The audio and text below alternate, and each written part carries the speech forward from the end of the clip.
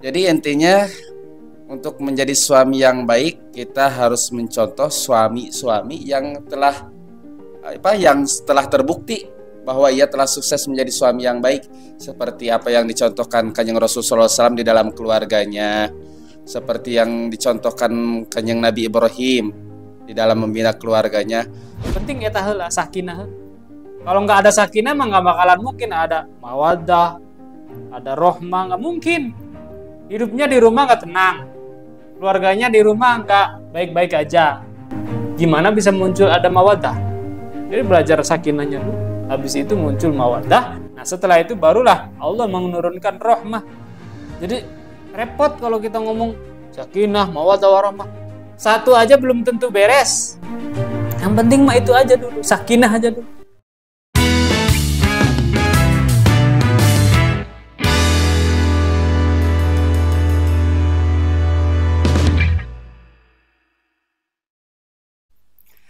Assalamualaikum warahmatullahi taala wabarakatuh.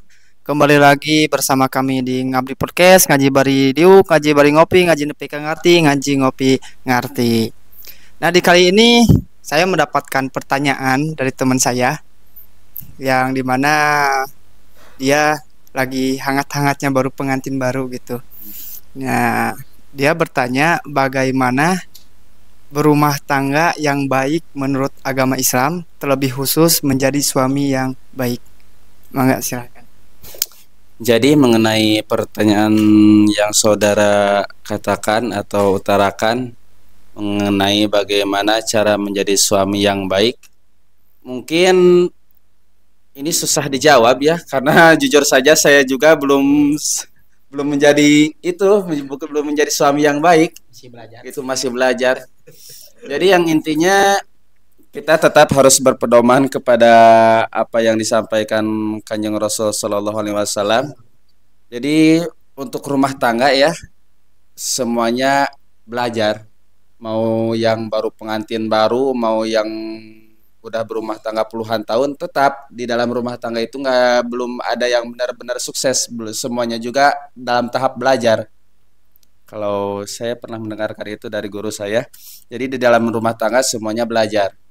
Jadi intinya untuk menjadi suami yang baik kita harus mencontoh suami-suami yang telah terbukti bahwa ia telah sukses menjadi suami yang baik, seperti apa yang dicontohkan Kanjeng Rasulullah SAW di dalam keluarganya, seperti yang dicontohkan Kanjeng Nabi Ibrahim di dalam membina keluarganya. Mungkin kita harus mengkaji cerita sirah nabawiyah tentang Kanjeng Rasul mengenai keluarganya, atau hadis-hadis atau ulama-ulama. Kalau menanyanya kepada saya itu bagaimana ya? Bingung. Saya justru suka jadi merasa tersindir dengan pertanyaan ini. Karena saya juga merasa bahwa diri saya juga belum baik untuk menjadi suami. Tapi setidaknya kita belajar bersama-sama lah bagaimana kita. Jadi intinya kita harus saling memahami, saling mengerti, karena itu kunci utama di dalam keluarga yang harmonis. Semoga keluarga kita menjadi keluarga yang sakinah mawadah warahmah. Amin ya Allah ya rabbal alamin. Mungkin untuk tips-tips and trik-triknya kita bisa serahkan lagi kepada Bang Aan yang sudah berkeluarga cukup lama. Kalimat yang sering kita dengarkan sakinah, mawaddah, warahmah. Itu setiap acara pernikahan selalu diulang-ulang. Samawa, sakinah, mawaddah, warahmah. Kalau ditanya artinya, naon eta? Duka. Yang jadi santrinya juga kadang-kadang nggak ngerti artinya, apalagi yang bukan santri. Naon artinya? Duka. Sakinah, mawaddah, warahmah sebenarnya nggak perlu banyak-banyak sih. Udah sakinah aja dulu. Belajar itu ya sakinah aja. Bagaimana menjadi keluarga yang sakinah, yang tenang, yang damai, yang saling mengisi, saling memahami. Kemudian yang paling penting adalah beradaptasi. Biasanya tidur ngorok misalkan, tidurnya tanpa batas. Ya kalau udah punya istri ya harus beradaptasi. Pagi-pagi terus tidurnya jangan terlalu malam misalkan. Itu kan udah harus dimulai, harus segera dimulai adaptasi itu. Bahasa misalkan sendiri kalau ngobrol sama teman-teman ngomongnya agak kasar, nanti itu kan pentingnya. Yang paling penting kan sebenarnya itu beradaptasi itu. Sakinah itu belajar beradaptasi. Kita aja kalau ke kamar mandi ya, punten misalkan, nggak belajar adaptasi, nggak betah tuh di kamar mandi. Buktinya kita sekarang kalau di kamar mandi malah betah berjam-jam. Kayak siapa? Moderator kasih dia. Di kamar mandi tuh bau loh. Baunya bukan main. Tapi betah. Coba kalau Allah nggak ngasih adaptasi ke hidung kita nih. Ya cuma sebentar doang. Habis itu dia bisa beradaptasi. Ya itu keluarga itu harus begitu. Berkeluarga itu begitu. Jadi yang tadinya masing-masing, nah ketika sudah berkeluarga maka harus beradaptasi, harus saling belajar memahami, harus saling belajar mengisi. Nah, nanti ketika sudah bisa sakinah, penting eta heula sakinah. Kalau nggak ada sakinah mah nggak bakalan mungkin ada mawaddah, ada rohmah, nggak mungkin.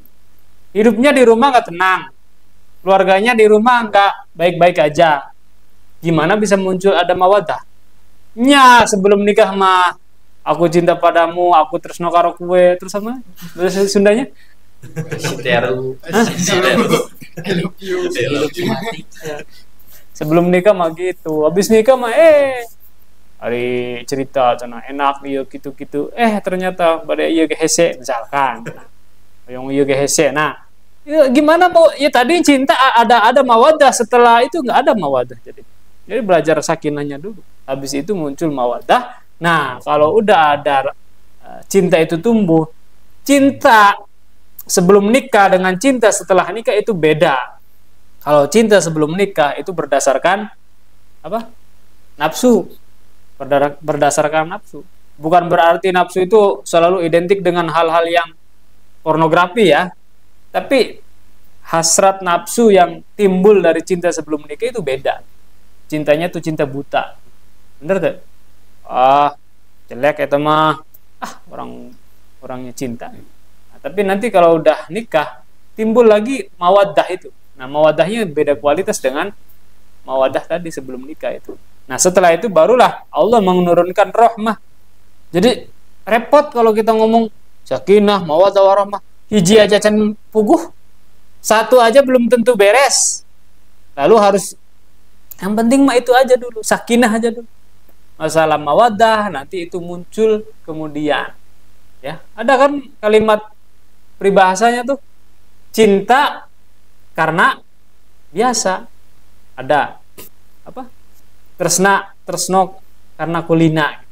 Apa sih bahasanya? Bukan begitu. Nanti mah cinta mengikut, cenah gitu kan. Cinta mengikut gitu. Ya gitu. Ngikutnya setelah di dalam keluarganya itu timbul sakinah itu.